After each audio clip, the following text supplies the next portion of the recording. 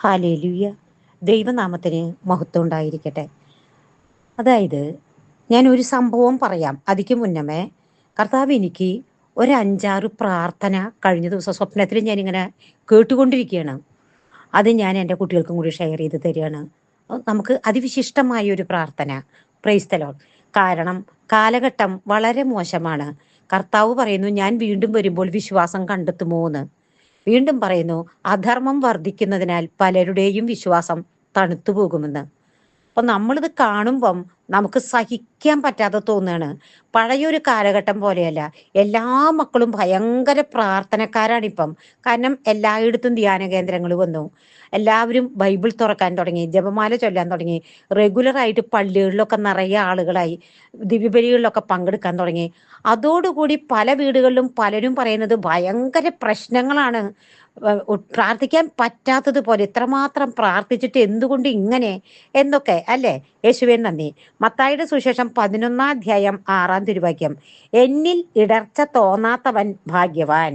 അതായത് സഹിക്കാനാവാത്ത വേദനകൾ വരുമ്പോഴും, എത്ര പ്രാർത്ഥിച്ചിട്ടും കാര്യങ്ങൾ സാധിക്കാതെ വരുമ്പോഴും യേശു തന്നെയാണോ ദൈവം എന്ന് നമുക്കൊരു ഇടർച്ച തോന്നാം.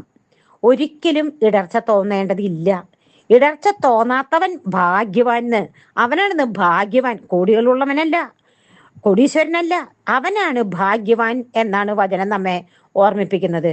ഈ കഴിഞ്ഞ ദിവസം എനിക്കൊരു കാര്യം അത്യാവശ്യമായിട്ട് ലഭിക്കേണ്ടിയിരുന്നു മക്കളെ. മാസങ്ങളോളായി ഇപ്പൊ ഞാൻ 1001 പിതാവിനും പുത്രനും പരിശുദ്ധാത്മാവിനും സ്തുതിയും 15, 30, 40 ജപമാലയും ഈ നിയോഗത്തിന് വേണ്ടി സമർപ്പിച്ച് ഞാൻ പ്രാർത്ഥിക്കാൻ തുടങ്ങി. എന്നിട്ട് ആ ഒരു അവസരം വന്നപ്പോ അത് നമുക്ക് സാധിച്ചു കിട്ടിയില്ല.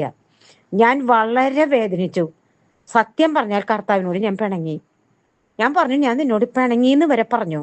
അന്ന് രാത്രി ദൈവം എന്നെ ഒരു പ്രാർത്ഥന പഠിപ്പിച്ചു തന്നു. ജീവിക്കുന്ന ദൈവമേ, ഒന്ന് കേട്ടോ, എൻ്റെ മക്കൾ ശ്രദ്ധിച്ചു കേൾക്കോ. ജീവിക്കുന്ന ദൈവമേ, എൻ്റെ വിശ്വാസത്തെ വർദ്ധിപ്പിക്കണമേ. വിശ്വാസം ഒരു വരമാണല്ലോ മക്കളെ. ഈ വിശ്വാസവരം കൊണ്ട് എന്നെ നിറയ്ക്കണമേ എന്ന്. ഒന്ന് കണ്ടു, എൻ്റെ സ്ലീഹന്മാര് ചോദിച്ചു, കർത്താവെ ഞങ്ങളുടെ വിശ്വാസത്തെ വർദ്ധിപ്പിക്കണമേ എന്ന്. 2, നാഥ ഇടവിടാതെ പ്രാർത്ഥിക്കാൻ, അതായത് പ്രാർത്ഥനാ ചൈതന്യം എന്നിൽ നിറയ്ക്കണമേ. കൃപയുടെ ചൈതന്യത്താൽ ഞാൻ നിറയപ്പെടട്ടെ. കണ്ടു, ഇടവിടാതെ പ്രാർത്ഥിക്കാനുള്ള കൃപ തരാൻ. വിശ്വാസം, പ്രാർത്ഥന, 2 കഴിഞ്ഞില്ലേ. 3, എപ്പോഴും എല്ലാറ്റിനും നന്ദി പറയാനുള്ള അനുഗ്രഹങ്ങൾ കൊണ്ട് എന്നെ നിറയ്ക്കണമേ. നന്ദി പറയാനുള്ള അനുഗ്രഹങ്ങൾ എനിക്ക് നൽകണമേ. കാരണം നമുക്ക് ധാരാളം സന്തോഷവും സമാധാനമൊക്കെ വരുമ്പോൾ നമ്മളെപ്പോഴും നന്ദി, സ്തുതി, ആരാധന എന്ന് പറയും. അങ്ങനെ പ്രാർത്ഥിക്കാൻ. 4, എൻ്റെ കണ്ണുകൾ അങ്ങയിൽ മാത്രം ആനന്ദം കണ്ടെത്തട്ടെ. കണ്ടു, നമ്മൾ പല കാഴ്ചകള്, സീരിയൽ കണ്ടു, സിനിമ കണ്ടു, ടൂറ് പോയി, എത്ര ഈ ഭൂമിയിൽ നമ്മൾ സുഖിക്കാന്ന് വിചാരിച്ചാലും, കഴിഞ്ഞ ദിവസം ആരോ പറയുന്ന ഒരു സംസാരം കേട്ടു, ഈ ഭൂമി മുഴുവൻ നമുക്ക് സ്വന്തമാക്കി കഴിയുമ്പോൾ നമ്മൾ വിചാരിക്കുന്നത് ഇനി ചന്ദ്രനിൽ പോയിട്ട് ഒരു വീട് വെച്ചാലോന്ന്, ചന്ദ്രനെ സ്വന്തമാക്കിയാലോന്ന്. കണ്ടു, ഇതാണ് മനുഷ്യൻ. ഈ ലോകം സുഖ ദുഃഖ സമ്മിശ്രമാണ്. ആശയാണ് എല്ലാ നിരാശകൾക്കും കാരണത്രേ. നമുക്ക് എത്ര കിട്ടിയാലും ഈ ലോകത്തില് മതി എന്ന് പറയില്ല അത്രേ. അതുകൊണ്ടും കർത്താവ് പറയുന്നു, എൻ്റെ കണ്ണുകൾ അങ്ങയിൽ മാത്രം ആനന്ദം കണ്ടെത്തട്ടെ. അടുത്തത് 5, എൻ്റെ കാതുകൾ നിന്റെ സ്വരം കേൾക്കാനും നിന്നെക്കുറിച്ച് കേൾക്കാനും മാത്രമായി തുറക്കണമേ. ഞാൻ അതിൽ ആനന്ദം കൊള്ളട്ടെ. കണ്ടോ, എനിക്ക് അത് മതി. ആ കൂട്ടത്തിൽ പോയി നിന്ന് കുറെ സംസാരം കേട്ടു, ഈ കൂട്ടത്തിൽ പോയി നിന്ന് കുറെ സംസാരം കേട്ടു. അതിനേക്കാൾ ബെറ്റർ നല്ല പ്രാർത്ഥനകൾ ഇട്ടു, ടി വിയിലായാലും വാട്സാപ്പിലായാലും യൂട്യൂബിലായാലും അതൊക്കെ ഇട്ടുകൊണ്ട് നല്ല യേശുവുമായിട്ടുള്ള ഒരു ബന്ധത്തിലൂടെ കടന്നു പോകാനുള്ള ഒരു കൃപ തരണമേ എന്ന് പ്രാർത്ഥിക്കാൻ. എൻ്റെ അധരങ്ങളും നാവും, കണ്ടു, എൻ്റെ അധരങ്ങളും നാവും നിന്റെ വചനം പറയാനും നിന്നെ സ്തുതിക്കാനും മാത്രമായി തീരട്ടെ. കണ്ടു, കർത്താവ് പറഞ്ഞ ആ ഇതിങ്ങനെ പെട്ടെന്ന് പെട്ടെന്ന് പെട്ടെന്ന് പറഞ്ഞു പോവുകയാണ് ചെയ്തത്. പക്ഷെ എനിക്കത് വളരെ വ്യക്തമായിട്ട് മനസ്സിലായി. ഭൂമിയിൽ ഞാൻ നിന്നിൽ ആനന്ദിക്കട്ടെ. പ്രിയമുള്ള മക്കളെ, പ്രഭാഷകന്റെ പുസ്തകം 17-27 ജീവിക്കുന്നവർ അത്യുന്നതന് സ്തുതിഗീതം പാടുന്നത് പോലെ പാതാളത്തിൽ ആർ അവിടുത്തെ സ്തുതിക്കും.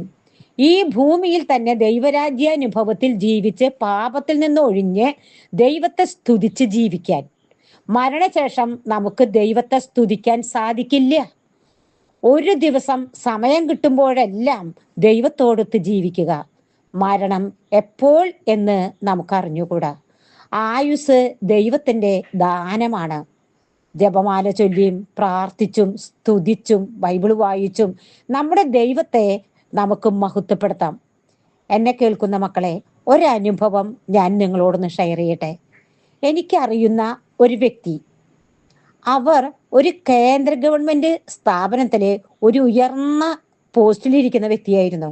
അവിടെ കുറെ മക്കള്, അന്നൊക്കെ അങ്ങനെ സാധിക്കുമായിരുന്നല്ലോ, 11ഉം 20ഉം വർഷം ഡെയിലി വേജസിന് ജോലി നോക്കിയിരുന്നു. ഒരു ഗവൺമെന്റ് സ്ഥാപനത്തിൽ ഡെയിലി വേജസിന് ജോലി നോക്കുക എന്ന് പറഞ്ഞാൽ പെർമനന്റ് സ്റ്റാഫ് സത്യം പറഞ്ഞാൽ അവിടെ കയറിയിരിക്കുകയുള്ളൂ. അവര് ഒരു പണിയെടുക്കില്ല. അവിടുത്തെ എല്ലാ പണികളും ഈ ഡെയിലി വേജസിന് വരുന്നവരെ കൊണ്ട് ചെയ്യിക്കും. എന്നിട്ട് ഒരു അവസരത്തിൽ ഒരു വലിയ പ്രശ്നങ്ങളൊക്കെ നിങ്ങൾ കേട്ട് കാണും. പുറം വാതിലിലൂടെ നിയമനം എന്ന് പറഞ്ഞ് അവരുടെ എല്ലാം ജോലിയിൽ ഒരു തടസ്സം നേരിട്ടു. ഇവര് പലരും കോടതിയെ സമീപിച്ചു. ഈ വ്യക്തി വിചാരിച്ചാൽ ഇവരെ സ്ഥിരപ്പെടുത്താമായിരുന്നു. ഓരോ കാരണം പറഞ്ഞ് എല്ലാവരുടെയും ജോലി അവർ നഷ്ടപ്പെടുത്തി കളഞ്ഞു. പലരുടെയും ജീവിതം ദുരിതപൂർണമായി. പലരും ആ ജോലി ഉപേക്ഷിച്ചു പോയി.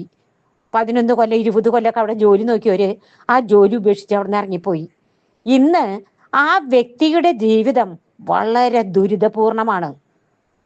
എനിക്ക് വ്യക്തിപരമായിട്ട് അറിയാം. അതുകൊണ്ട് ഞാൻ പറയാണ്, കൂടുതലൊന്നും നമുക്കിപ്പോൾ പറയാനില്ല.